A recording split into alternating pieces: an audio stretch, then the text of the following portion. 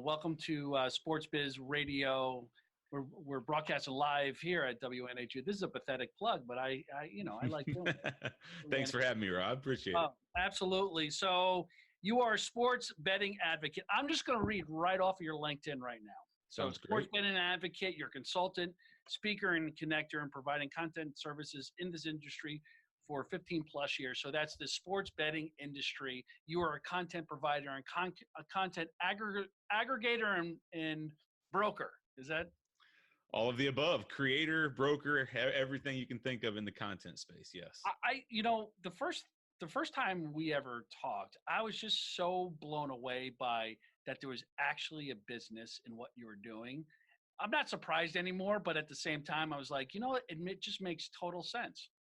Yeah, I mean, it's crazy. This day and age, you can make a business out of anything, and I think I found my niche, right? I found my spot, my sweet spot, and I kind of nailed it. And so now, I'm a big believer in becoming an expert in something and not trying to go too, I guess, broad with your business. Yeah. I used to have the mistake of where, I would try to tackle anything and everything. And anybody asked me for something, I'd say yes, even if it wasn't in my expertise. And I didn't grow as quick. And so once I really dialed in on what do I do the best in the world at, that's when I started growing. And I've really seen, the boom in my business since I focused on that. And were you always an entrepreneur? Or was this something? No, I mean, I've always been there at heart, right? I've always been there at heart. I worked 15 years at Caterpillar, corporate job, doing IT stuff, project management stuff, kind of going up the corporate ladder there. Definitely not enjoying, the cubicle life and the day-to-day office life. Always kind of having that entrepreneurial bug and doing my side hustle. And so I, created this side hustle business where I was a freelancer, just doing writing for different affiliates, different operators in the sports betting space. And, it kind of grew to the point where when I had to make a decision in my corporate life, they were starting to downsize and some things were happening. I was able to take that leap a lot more confidently because I'd already kind of grown my side hustle. I think that's a big thing to entrepreneurship is, you can lessen your risk by working hard while you're at your, working with another job, kind of a little side hustle. So that was me, a corporate guy, side hustle. Now I've been 5 years running my business full time and I've grown it to about 30 plus people helping me and a big operation for me. So that's awesome. Congratulations on that. But you're absolutely right. It's funny because I just had that conversation with somebody today. They jumped out of a really well-paying job and they went out and did a little friends and family raise. And now they're at a point where they need to kind of, go out and do a little bit more of a fundraising campaign, more than a seed round now. And, it's, they tapped into all their savings. I mean, would that be something that if you think you have a good enough idea and would you have done something like that, do you think, or were you a little bit more strategic? I didn't raise a dime for my business. I haven't ever raised a single penny. It's all been, I guess, hustle. It's all been work hours and just putting in the time. I don't know. I just have that feeling, that I like to be 100% in control of what I'm doing as an entrepreneur. And I don't necessarily want to be indebted to somebody. I know there's 2-3 different schools of thought on that. That's just the way I operate. I don't necessarily want to take on money. It would make things easier, right? I mean, looking back, it's like you can accelerate a lot quicker if you do take on funds and take on some money, but at the expense of what sort of happiness, I guess. You also want to make sure you gauge that when you're looking at money as well, because I'm one of those guys that if I want to go sit at the pool for 3 hours, I can sit at the pool. If I want to not work for a couple of days, I can not work. That's on me. That's my business. It's my decision. I don't owe anybody anything to it. Obviously I'm not gonna, if I do that, I may not make as much, but I'm not feeling that guilt or that internal pressure towards someone else. That was the path I had chosen for my business. And plus you were able to leverage content and broker content, right? So you didn't have, a huge overhead. Sure. 100%. I didn't have the capital expenses or anything to build my business. It's a laptop, it's time, and it's creating the relationships and the client base. And then it's, off to the races from there. All right, so let's dive into your business. So Okay. you work with your clients are content creators or distributors, the content distributors in the gambling space. I would say think of it more as sports websites. Got it. Sports websites are my clients. So somebody that's operating a sports website specifically, I mean, I say sports, but a lot of them are sports betting related websites or gambling focused websites, but there are several that are sports as well. These could be sports betting affiliates. These could be handicappers running like a pick service or something of that nature, or these could be like operators, actually running a sports book or a casino. Now we're seeing land-based casinos and stuff like that start to offer sports betting. They may need content for a blog, or some people have content for email newsletters, or for dispersing for growing their SEO and things like that to disperse to other sites. So we are kind of like the behind the scenes agency or resource for them to create all that content. Now, you won't necessarily see our name on a lot of this. Some you will, some you won't. But there could be content that you're reading every day out there on some sites that you don't even know is ours, but we're providing to that website. So after coming, you went out to, what was it, GS? Was it GS? G2E, the G2E out in Vegas. There he goes. I zero fact checking on my part. Zero fact checking. All good. It's normal with my part. Hey, we're raw. We're live. Right. Zero fact checking. All right. So G2E. So talk about that a little bit, because this is the industry big event every year. Yeah, I mean, it's the first time I'd ever been to G2E, surprisingly enough. I mean, being here in the United States, it's I would say the largest gaming conference, or they claim to be the largest gaming conference, maybe in the world, but definitely in the United States. This year, from what I'd heard, this year had a little extra something to it. Like, it just had a different vibe, I guess.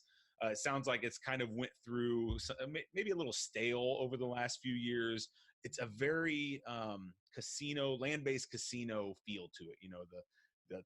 The casino executives kind of walking around and doing their thing. But this year, with the legalization of sports betting in the United States, kind of right here, and many states coming on board, there was a lot of new blood, new interest, new buzz in the gambling industry. A lot of people talking sports betting.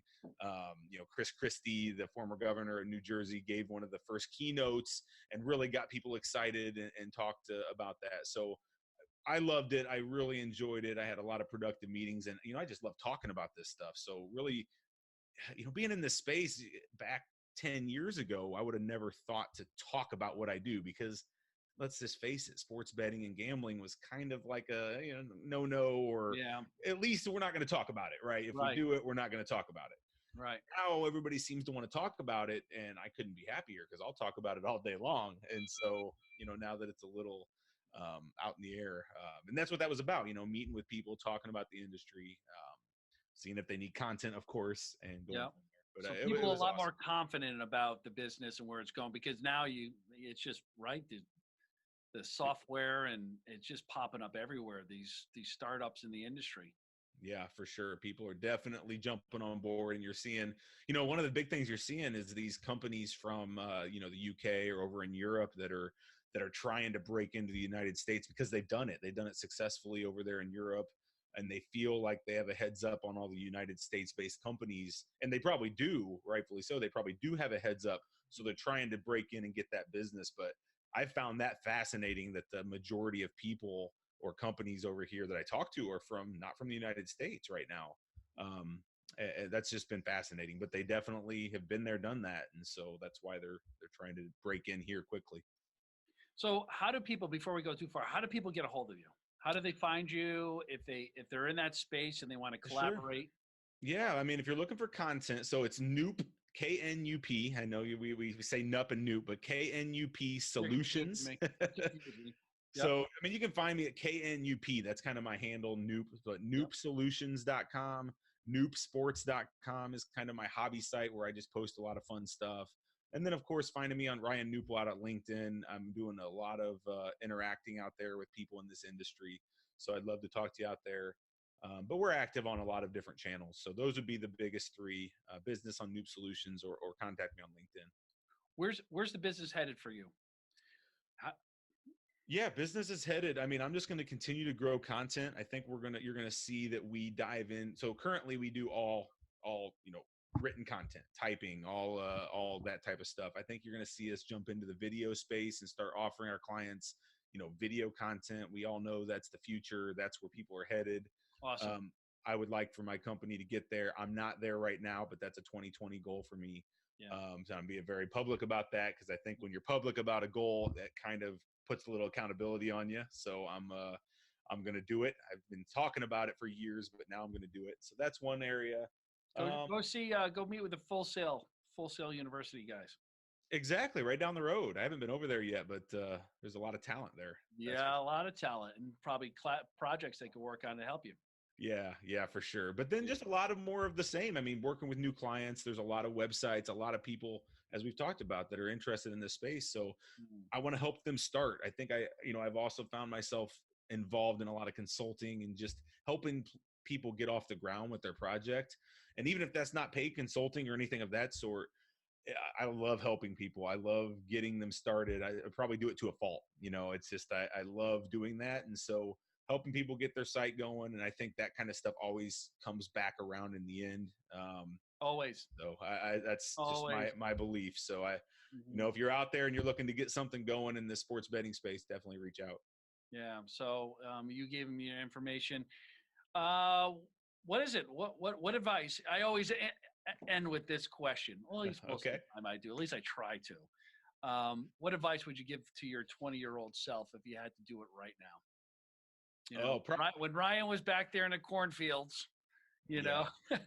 Well, it's funny. I actually just had this talk. One of my writers is kind of branching off and starting his own business, not in the same space, but mentoring people like that. It's just awesome. I love doing that. And I think, one of the biggest pieces of advice I would say is when you're a business owner and you're an entrepreneur, you can't hide behind your business. Somebody has to be a public face and has to sell. Somebody has to sell, market, and continue to grow, or you're just going to sit flat. I went for the longest time because I'm really kind of an introvert by nature. That's how I am inside. And so it's very difficult for me. I mean, it used to be to do this or to talk to people about what I do. I was very heads down. I'm an IT guy, heads down, just do the work, make it all happen, and keep growing. But I think to scale a business or to grow a business, you have to get out there. You have to talk to people. You have to connect, grow that network as big and as wide as you can, because that's how you're really going to explode in business and just build that trust. Second thing is along the trust of clients and just building that relationship. Don't treat a client as a client, treat them as a partner. Even if you don't have partnership stake in whatever they're doing, treat them as such. Whatever project you're working on, don't just give them the content or whatever, you give them the service. Treat their project as your own and help them grow it in other ways. And I think you'll find that you'll keep those clients for much longer, and you'll kind of build that personal relationship. Awesome. Ryan, you're the best. I couldn't be happier just meeting you the last couple months and, for sure. And connecting with you, and glad to see that everything's going in the right direction, and hopefully we'll meet up soon down in Orlando. Hey, the feeling's mutual, Rob. I've really enjoyed getting to know you and just consuming your content and your stuff. You're doing great things. So keep it up. I appreciate that. All right, brother. Well, listen, thanks for being on. I'm sorry we had to shift it around a couple times, but I appreciate that. And thanks for dressing up for us tonight, too. The Hustle shirt. I love Hustle. it. Here we go. Brother. Yeah, anytime. I'd love to chat. I'll see you down in Lake Nona soon. Very soon. I can't wait. All right. Take care, Rob. That's Ryan. I'm Rob, SportsBiz Radio. Thanks again. We'll see you soon. Take care, everybody. Bye, guys.